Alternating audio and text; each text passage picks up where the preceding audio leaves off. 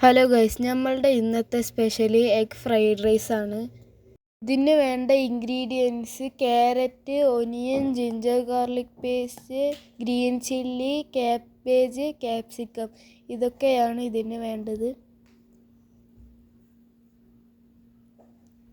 4 എഗ്ഗിലേക്ക് ഒരു നുള്ളു soya sauce ഇട്ട് നന്നായി മിക്സ് ചെയ്തതിന് ശേഷം ആവശ്യത്തിനുള്ള ഉപ്പിട്ട് നന്നായി മിക്സ് ചെയ്യുക.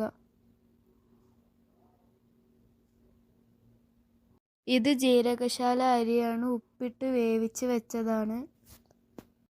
എഗ്ഗിലേക്ക് 1/2 ടീസ്പൂൺ കുരുമുളക് പൊടി ഇട്ട് നന്നായി മിക്സ് ചെയ്യുക. അതിനുശേഷം ഒരു പാൻ ഗ്യാസിലേക്ക് വെച്ചിട്ട് കുറച്ച് ഒലീവ് ഓയിൽ അതിലേക്ക് ഒഴിക്കാം.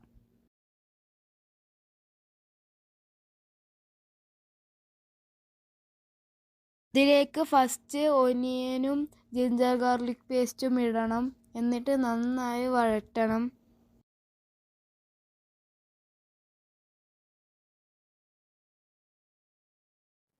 ഇനി ചില്ലി ഇട്ട് കൊടുക്കാം. നന്നായി വഴറ്റാം.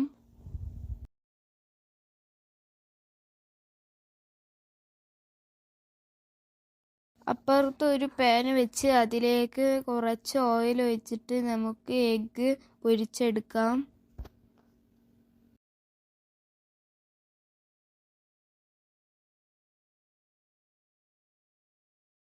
ഉള്ളി നന്നായി വഴറ്റി വന്നിട്ടുണ്ട്. കാബേജ് ഇടാം. ഇനി എഗ്ഗ് ഇതാ ഇങ്ങനെ വന്നിട്ടുണ്ട്. ഇതിലേക്ക് ക്യാരറ്റ് ഇടാം. പിന്നെ ക്യാപ്സിക്കവും കുറച്ച് സോയാ സോസ് ഒഴിക്കാം. 1 സ്പൂൺ ടൊമാറ്റോ സോസും ഒഴിക്കാം. And 1 spoon pepper powder.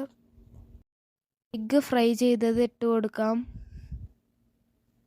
നന്നായി മിക്സ് ചെയ്യാം. അതിനുശേഷം വേവിച്ച് വെച്ച റൈസ് അതിലേക്ക് ഇട്ടാൽ സംഭവം റെഡി.